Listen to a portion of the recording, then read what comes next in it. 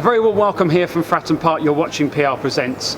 Today I'm joined by one of the club directors and co-founders of the Pompey Supporters Trust, Ashley Brown, and I'll be looking to find out all about the fantastic work that's happened at the Supporters Trust since the club were taken over 2.5 years ago. Good afternoon, Ashley. Pleased to meet you. Well, it seems unthinkable that as recently as 2.5 years ago, there may not have been a Portsmouth football club in a city as historic and as passionate as this. I did get very close. We had to take the battle to the High Court at times, and we really seriously thought that Portsmouth Football Club would disappear. And as you say, that's unthinkable. This club is the heart of this city. It's important to so many people, not just in and around the city, but in and around the world as well. So luckily, we avoided that, and we've got Portsmouth Football Club here today. Which is absolutely fantastic to hear. It's been 2.5 years since, as you say, when the club was taken over. Tell us about that red letter day, what the feeling was like in the High Court. It was a pretty special day. It was a stressful day. We ended up doing the deal outside of the High Court. We spent several hours across London in final negotiations with the administrator and the previous owner. And I think it was probably around about 1 o'clock when the judge across the city was getting rather fed up with the journey. And we finally got a deal, and we all jumped into taxis and headed over to the High Courts. And it was an incredible feeling handing over that bit of paper. The judge sort of symbolically stamping it and saying it was approved. And there was a lot of tears shed that night, and there was a fair few beers drunk as well. I can imagine. Now, it still sends a tingle down my spine now when I think about that day and the texting and the social media that was going on, and even to this day, the sheer relief that we're still here. When the club itself was, April 2013 taken over, what was the concept of the Supporters Trust? Was it around for quite some time? It was around for a few years before that, and the trust was formed. Actually, I wasn't one of the founders. I joined shortly afterwards, but it was formed by a group of people that were passionate about the club and wanted to make sure that the club was being managed properly and was here to stay. They had concerns at the time. They wanted to push for, at that time, just more support and engagement, really, rather than ever a view of owning the football club. But of course, what transpired is a couple of administrations, a series of rather strange and interesting owners, and all of a sudden we found ourselves in the middle of a fight to initially try and save the club, but it soon became realistic that maybe we might end up running. The longer things went on. And that's where we ended up. We have a supporters trust that owns about 48.5% of the club. The rest of it is owned by 16 individuals, all of whom are Pompey fans. So we are truly a supporter-owned club. Yes, absolutely. With the trust being taken over 2.5 years ago, how difficult was it to restore Pompey's reputation, not only in the footballing world, but in the local community?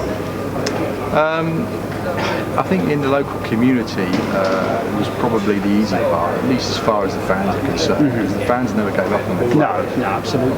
Obviously there's local businesses that have been affected, that have lost money in the administrations, and it takes some time to build confidence with them again, and wherever possible we try to source locally if we can.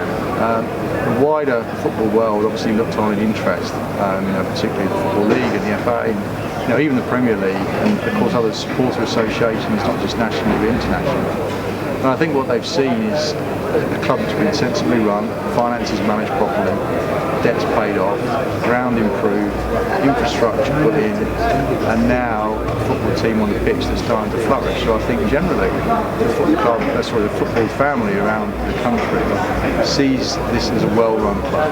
Oh, most certainly, I think so as well. And it is a big statement that's gone out to other clubs looking to go their same way, that being fan-owned is indeed a feasible option. Yeah, of course, we've proved what's possible. And we're very lucky here to have the tremendous support that we do, and that makes our life a little bit easier.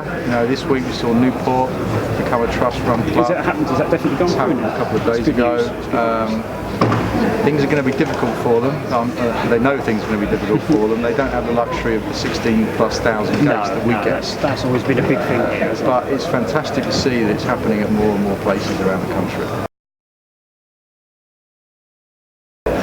Since Tesco's have purchased the land from yourselves behind the Fratton end, is there any dates earmarked for the stadium to be redeveloped? Well, I mean, just to be clear on that deal, we never owned the land. Oh, did you not? Right. No, we basically took over a football club, and it was a line around the edge of the stadium, and that's about it. The land was owned separately. It was bought out by a developer. What enabled us to gain some involvement in the deal is the fact that the council had wrapped up that land in some Section 106 planning policy, which meant that the football ground had to see some benefit if anything ever happened there. Right. So we managed to benefit with some money, which is I'm not allowed to talk about exactly how much it is, but it has to be spent on ground redevelopment. And we also took over the land back behind the stand again, so we now have some land owned over there. Is that behind the north stand? Behind the stand, yeah. We have some land owned on the north stand, and where we are now, I think Tesco's is going to open at the beginning of November. We've started to spend some of that money on basic improvements around the ground. We've put a new floodlight system in, we've done a whole lot of safety work, we've done a lot of redevelopment around the lounges, all the toilets, the water system, all the basics. Things have been neglected here for many, many years. There's legacy from previous regimes. No, it's very noticeable, the things that have changed, I would say, recently as well. So you mentioned about the land behind the north stand. Is that going to be part of the construction when the ground actually we haven't decided what we're going to do with the long term of the ground. Redevelopment of any ground is an incredibly complex project, not just architecturally but financially, and we've got to think carefully about what we do. And, we've got a group working on that right now. At some point in the future we'll decide exactly what we're going to do. That's right, cut the cloth accordingly.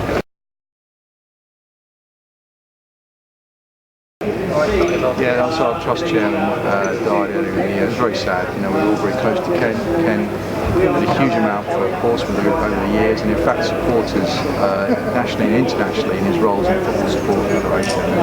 He's been missed by a huge number of people, and always remembered for the effort that he put into help save Portsmouth. Yes, he was a very, very devoted man to Pompey indeed.